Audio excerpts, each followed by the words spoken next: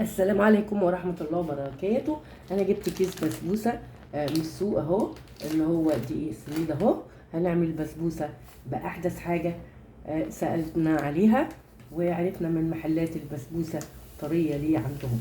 بص، اللهم صل على النبي. أدي كيس البسبوسة، وادي عندي سمنة بلدي، وعندي كوباية مية، وعندي كوباية سكر. سمنة بلدي، مفيش بقى ولا ليمون ولا في زبادي ولا في لبن، عشان اللبن بينشف البسبوسة.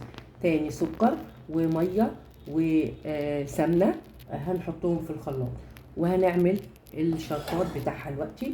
السكر اهو مش مليانة قوي اهو، وادي نحط عليها كوباية مية ونحطها على النار مجرد تغلي بس. هنعمل بسبوسة طرية واحلى من بره. انا ضربت في الخلاط الميه والسمنه والسكر، عملت لي كده، وهنحطها ونقلبها على البسبوسه زي ما انتم شايفين.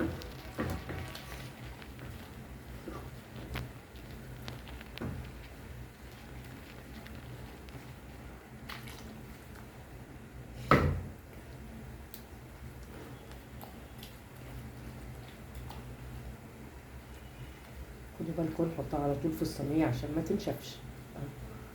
كل ما نقلب فيها كل ما تنشف الميه. ادي البسبوسه اهي.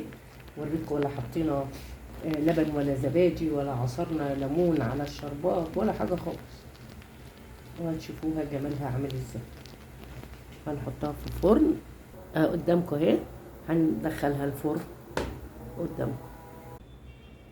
البسبوسه حبايبي طلعناها اهي من الفرن، وهنسقيها بالشربات اللي عملناه قدامكم. اللهم صل على سيدنا محمد. وهي بتشرب الشربات هتلاقي شربته على طول. بصوا حبايبي البسبوسه ما شاء الله.